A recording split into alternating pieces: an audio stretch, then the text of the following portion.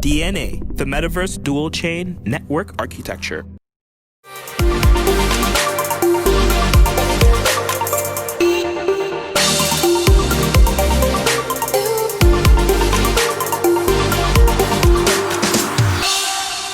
Hello, I'm Alex Lightman. This is the Lightman Report. Today we're going to talk about crypto unicorns, cryptocurrencies, crypto commodities, crypto derivatives, crypto. And let's get started. So today we're going to talk about crypto unicorns. What's a crypto unicorn?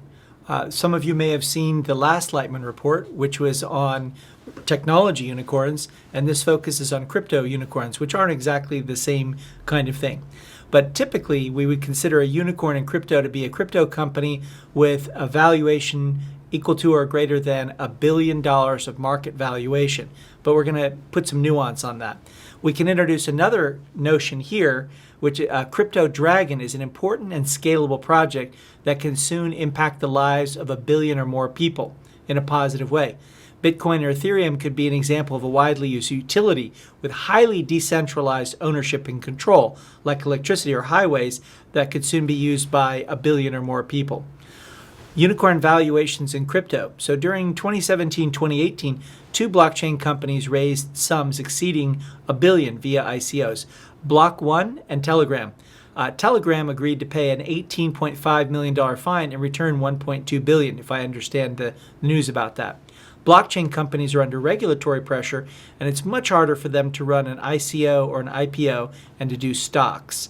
An alternate billionaire definition could be a billionaire should mean helping 1 billion people.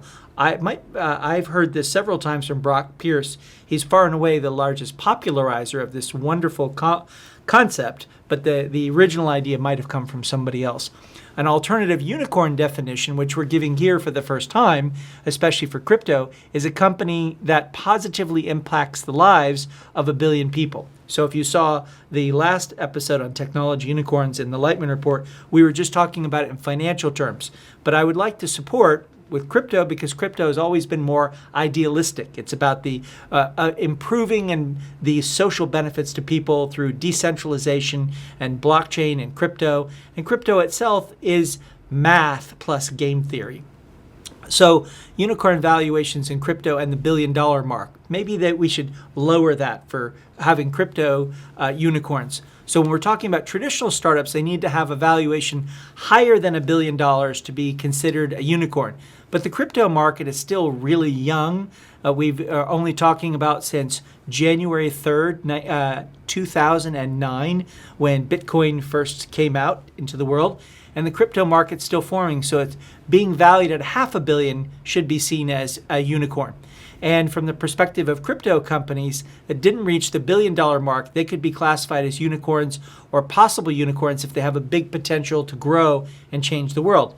So, for example, CoinMarketCap wouldn't have been classified as a traditional unicorn, but it was bought for $400 million by Binance, and it could be called a unicorn for the crypto industry, in my view.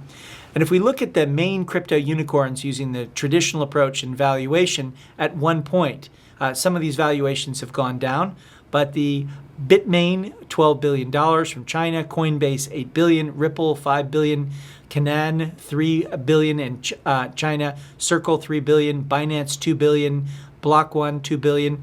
However, Block One, based in Hong Kong, that's why it's there as China, is run by Brendan Bloomer, who is an American, and Block One has, I don't know if I can say it publicly, but it's a lot more than $2 billion in asset. And Definity, $2 billion, based out of Switzerland, eBang, $2 billion in China, and Bitfury, $1 billion. And we have payments companies, so these fall into basically 4 main categories: exchanges, Binance, Bitfinex, Tether, Coinbase, Gemini; mining hardware, Bitmain, Bitfury, Canaan, eBang; payments, Ripple and Circle; and cloud computing with Definity. We can also call something a coinicorn, those blockchain entities with a crypto market cap, so the value of their cryptocurrency at over $1 billion. And some of those are Ethereum, Litecoin, Bitcoin Cash, Ripple, EOS, Cardano, ADA, and then Binance, and Tron, Monero, Stellar, Tezos, Chainlink. So there are a lot of different projects that these crypto unicorns can come from. Payments, stablecoins, infrastructure, investment, exchanges, derivatives, KYC, prediction markets, wallets, marketplaces, lending and credit, and insurance. So Binance seems to be pursuing a version of Google's dark monopolistic patterns for crypto. Binance started a crypto exchange market that's really competitive, like the search engine market for Google, and it conquered a big part of the market in Asia and squeezed out Bitfinex and other competitors. And today, by acquiring CoinMarketCap for $400 billion, developing its own blockchain and other steps, Binance is trying to become a monopoly crypto exchange. And there's no clear estimate of Binance's valuation, but last year it was valued at $2 billion by Huron Research, and the market cap of BNB today is about $3 billion. So it is for sure a coinicorn. And Bitmain is doing what they have said to do, sell picks during the gold rush. Bitmain is the biggest manufacturer of mining hardware in the crypto industry, and in 2018 it was estimated at a $12 billion valuation. It was considering an IPO, and it completed an $1 billion pre-IPO registration with the Hong Kong Stock Exchange in August 2018 and filed for an IPO in September. But they canceled it because the price of Bitcoin fell. You remember it was up above 20,000 and it fell down. Not too long ago it was 3,000. Now it's up around 10,000, 11,000. And Bitmain founder Jean Coutuan estimated the valuation of the company at $4 billion. Feel free to correct me on the pronunciation. And Coinbase, in October 2018, Coinbase announced it had surpassed an $8 billion valuation. The listing on Coinbase typically increases the price of cryptocurrencies because it increases the liquidity. A lot more people who've adding it to their portfolio, and the more widely held your number of coin holders are, typically the better and the more valuable the coin, because the more liquidity. People will put their money in and take it out and create more liquidity if they can go move in and out of a coin without moving the price. And to do that, you need a lot of liquidity. Coinbase reports more than 35 million users of Coinbase, with 7 billion in custody, and they've facilitated over 220 billion in crypto transactions since the launch of their digital asset marketplace. And Reuters reported that crypto exchange company Coinbase has started plans for an IPO. The sector for the future cryptocurrency unicorns is DeFi, and the total capitalization of the DeFi market is growing from about 600 million at the beginning to about 3.5 billion this month in July when this was recorded. So that's about 6 times growth, 600% in a year. That's spectacular. If you basically you can look at it doubling by taking 70 divided by whatever the percentage is. So something that grows 35% is doubling every 2 years. Well, this is doubling every few months. And DeFi lending is today the biggest sector of the market, with 2 unicorns, Maker and Compound. And the DeFi unicorn, the first one is Maker. Today, Maker is the leader in DeFi market with $1 billion of locked fund and 28% of Maker dominance on this market. And just 2 months ago, the total amount of crypto locked into Maker was only 391 billion. So it's increased about 2.5 times. And because Maker created this DeFi market, we could call it the pioneer of the market. And then there's Compound. Compound is an algorithmic autonomous interest rate protocol, allowing users and applications to frictionlessly earn interest and borrow Ethereum assets. Compound is managed by a decentralized community of comp token holders. There are more than 100,000, and their delegates. And the total amount of funds locked today is 775 million, and it was only 86 million 2 months ago. That's phenomenal growth. It's like 9 times growth in 2 months. It's spectacular. And other DeFi services that have tried to repeat their success. So there are dozens of DeFi lending services that are growing, and so we could probably see a unicorn out of these. So Just, Aave, Synthetics, WBTC, Instadap, and Balancer. And we have a few others on here. And then our last slide here, the rise of the crypto unicorns.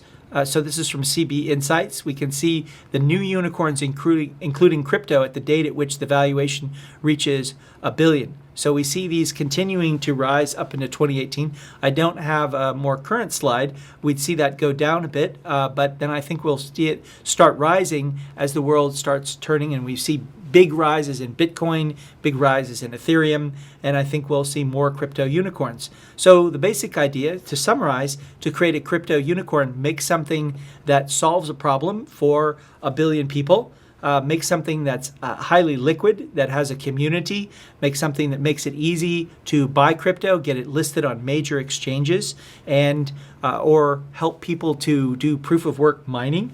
So I wish you great luck, and I hope that someone watching this can create a crypto unicorn by whatever definition. You now have a whole bunch of definitions, so feel free to use any one of them that you need to help get you the press attention that you need and the community attention you need. Thank you for watching this Lightman Report.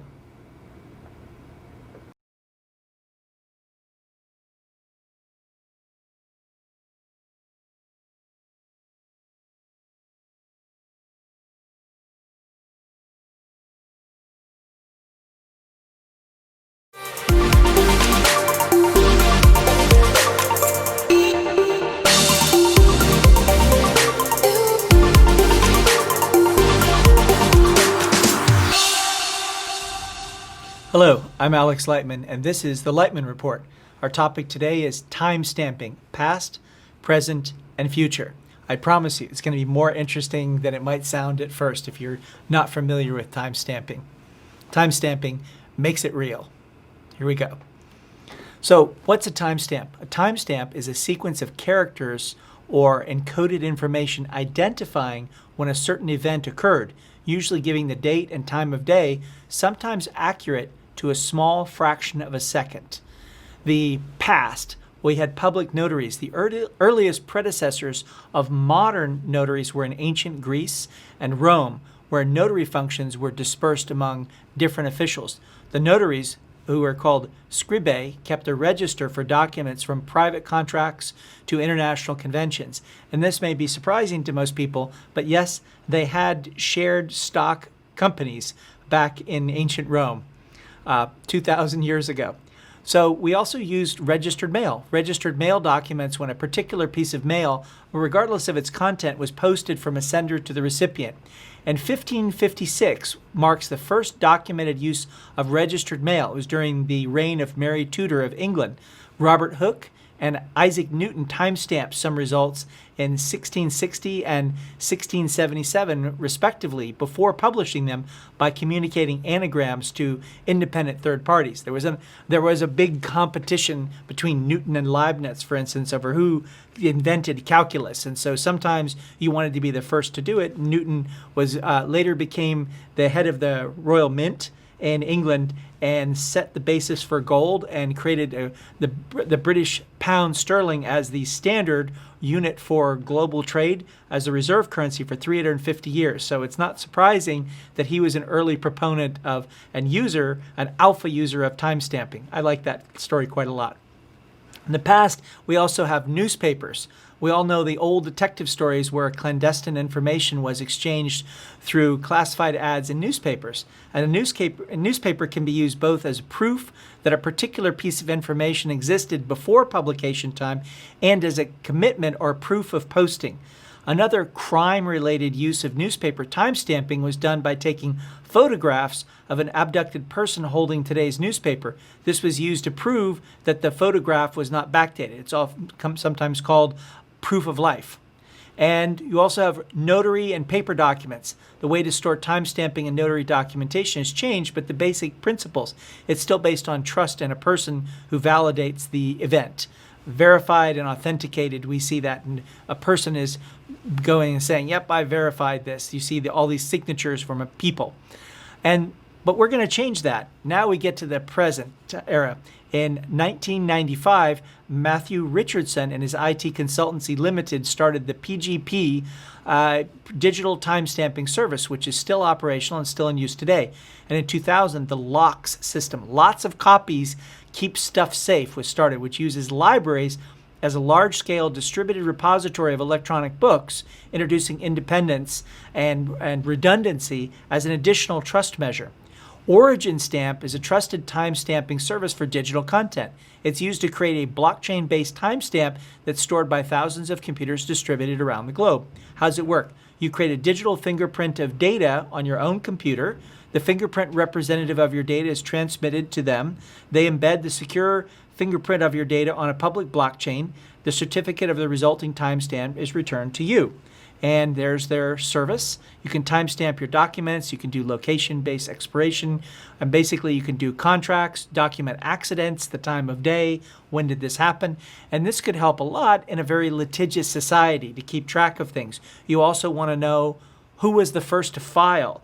When you were the first to file a patent and so on. So but in other places, it's first to invent. And so you may want to have timestamps on your journals because in a court case over who invented something, you may actually beat it. In the case of one of the greatest enterprises of all time, AT&T, the inventor was 30 minutes ahead of his competitor in getting the patent filed for telephone service, for telephony. And you have online timestamping services, a website where users can log in and upload files that they want timestamped. After a file is uploaded, the timestamping service automatically calculates the hash value of the file. The hash value is computed with a cryptographic algorithm, and the result is what can be described as a digital fingerprint of the file's contents. The hash value can be used to uniquely identify the file and prove the file has not been tampered with after the hash value was calculated. And blockchain is the next stage in this whole thing of basically looking at timestamping and cryptography development. And it was implemented first for validating financial transactions, and it's ready to change all kinds of business processes. That's a small sampling of all the business processes that are being changed by blockchain. We've gone over this before in a previous Lightman report, so I won't dwell on it now. Timestamping is now being used on diplomas. So 5 colleges and universities in my former home state of New Mexico, I used to live in Santa Fe, incorporated digital diplomas into their issuing systems, including Northern New Mexico College, Santa Fe College, where I've done a couple talks, Mesa Lands, and San Juan College, and the Ayurvedic. And the Republic of Georgia, which is a country formerly part of the Soviet Union, and Bitfury use the Bitcoin blockchain for land titles. So basically it starts off, the citizen initiates his request via service all or mobile application. The front end part may stay the same as an existing software. There's no big changes. The blockchain executes contracts specific to requested action. The back end side calls the blockchain API and gets a verification response. The operation result, along with its history, is always available and cryptographically proved, and public blockchain stores system snapshot hashes to prevent possible collusion. A big part of government is making sure that land disputes and title disputes don't happen. We have title insurance, so a system that could make it even better to say who owns what can result in saving a lot of time wasting and money wasting disputes. And then we also have the possibility of fixing fake news and online fraud with blockchain timestamps.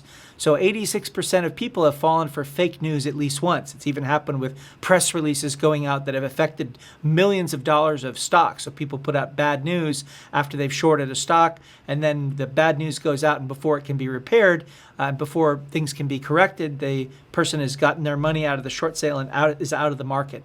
So WordProof blockchain ecosystem is working on solving this problem. They work with multi-signature timestamps. And I'll make a prediction, by 2025, if you don't timestamp your articles on the blockchain, you're going to be considered a fraud. And your articles and so on. WordProof is going to solve the SEO problems with changing the date and duplicating the content. This was a big thing at the hearings that were recently held by the Antitrust Committee about taking someone's content and then repackaging it as your own, as Google has been known to do. And this simplifies copyright. Our Europe chain is dedicated to GDPR compliance for European blockchain businesses. And it's basically supposedly easy. You select the blockchain of choice and push the data on the chain to the content of choice in WordPress. And it's secure. The integrity of content and ownership is secured using the blockchain. So benefits of this, according to WordProof, are it's user-friendly, takes 2 minutes to set up, automatic, you don't need a wallet. It uses the blockchain, there are no fees, it's fast, environmentally friendly. There have been 226,000 timestamps and 90 million page views, and it's open source and an automated service. And the basic idea is to copyright your content on a blockchain. The word-proof timestamp authenticates the integrity of content on WordPress using a plugin that timestamps to a blockchain. And remember, there are only 4 kinds of intellectual property. There are copyrights, there are trademarks, there are patents, and there are trade secrets. And of these, by far the most common is the copyrighted material. And I recently heard an interesting talk by Sebastian van der Lans, and there was a FinWise conference recently that I was a speaker at, and this talk today, this Lightman report, is inspired by that talk. So they're working, Sebastian and his colleagues are working on ISO standardization and self-sovereign identity and decentralized identifiers built around timestamps. So this is one of the biggest projects going on right now in government technology. It's happening in China. So China has announced a 15-year blueprint as part of their country's global technology push. They want to set the global standards for things including Bitcoin. And so according to this blueprint, 140 government service applications are on the blockchain going into 3 categories: data sharing and exchange, business collaborative processing, and electronic certificate and certificate storage. So one sector for blockchain-based use cases includes real estate. This is what I've seen most of the government uses of blockchain that are getting enthusiasm. And they want to do that with 11 units: the Municipal Planning Self-Commissioning Committee, Housing and Urban Rural Development, Taxation Bureau, Public Security, Market Supervision Bureau, Civil Affairs, Banking, and Insurance Supervision, amongst others. So if you're one of the Chinese viewers of the Lightman Report, China is a leader in government implementation of this. Well done. And we also have digital notary and blockchain proof of existence. Proof of existence is the ability to certify existence at the foundation of notarizing. And the document itself can be saved in the blockchain in 2 steps: hashing the document and direct replacement of uploading the certified document in the blockchain. It's more practical to upload the hash copy of the certified document. It's also costly to have numerous documents stored on the blockchain, and data privacy, such as with GDPR, has to be taken into consideration. And storage on the blockchain. The hash value is recorded on the blockchain, and there's an image of the notarization certificate with the name, the date and time, and the signee. And then you also have digital notary document ownership transfer. So in cases where transfer of ownership is required, the ownership of such a document is determined either through an external user account or a certificate authority system. And the ownership database is maintained on the stored data on the bounded blocks of the blockchain, and transferring ownership is as simple as changing any record. The user identification is recorded in related areas of the transaction, is used for verification. The signature is created for the user in the data field through transaction identification verification. The blockchain provides hash verification and signature storage during the contract deployment. And then we have the SSI and verifiable credentials. So we've talked about self-sovereign identity in a previous Lightman report. Please refer to that if you're interested in the topic. Blockchain is implemented into OrgBookBC as a searchable public directory of open verifiable data about organizations legally registered in the Canadian province of British Columbia, which is my favorite province. The system consists of more than 2 million verifiable credentials about companies, organizations, and their licenses. And this infrastructure is based on sovereign identity and decentralized data storage. All the data has cryptography. Confirmation is controlled by its owners. And if you want to get any position in government in Canada, you now have to take place through the creation of a competency profile using verifiable credentials. So in this system in Canada, there are 1.3 million active legal entities. It holds the credentials for 2.4 million people and organizations, and they added 2,769 the week before I did this. So here's a way that this whole thing works. So an applicant creates a profile and then starts the application. The applicant claims skills via work experience, community work, education, personnel. The application is assessed. The assessment stage references another stage. The verifiable assessment record is issued. You add to the profile digital wallet, and then you apply for the new job using verifiable assessment records to substantiate the skill. So imagine a workplace where everybody's skills could be certified, and it could all be on the blockchain. And as you add credentials, you put them on the blockchain. So you can't have somebody suddenly claiming to have 20 new skills, being able to do sushi with pufferfish and everything else suddenly without having any work experience to show. And the sponsor of this Lightman report, DNA Chain, provides basis for self-sovereign identity or sovereign identity implementation.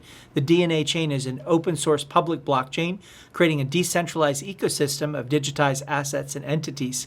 With the blockchain as a service, it provides enterprises and individuals access to customized, convenient, and secure blockchain services. And here's a graphic I like quite a lot about Metaverse, the development route of the blockchain. So starting off with digital currency and digital notarization, going to digital assets, digital asset exchange, working on avatars, and then their oracles, which is different. This is basically their own oracle, a source of truth, and then going to smart contracts, and ending up with software for decentralized autonomous organizations. And finally, SSI and digital avatars in the DNA platform. Essentially, a self-sovereign identity is one in which each user retains full control over every aspect of their personal data and how it's controlled or shared. Creating sovereign identities via digital avatars is one of the most effective solutions for digital identification of a person's events and deals. And DNA builds the identity or the avatar at the core of its design. And having self-sovereign identity at the core of a public chain is essential for wider use due to the needs to build a reputation score, to perform know your customer and anti-money laundering, complying with regulations, to have a token economy model based on ownership of data and assets, and protecting user privacy. So in sum, self-sovereign identity, decentralization is the future. Self-sovereign identity products are implemented globally and are going to involve hundreds of millions of users without the need for them to learn new technologies or change their behavior. And the idea is to go through just recapitulating the whole process of this timestamping idea is paper-based identity, then going to a traditional digital identity model, to an identity provider model, to a self-sovereign identity model. That's where we're going. So I hope you've enjoyed this romp through history and the role of timestamping in history, and perhaps it'll help you to make a unicorn. Thank you for watching.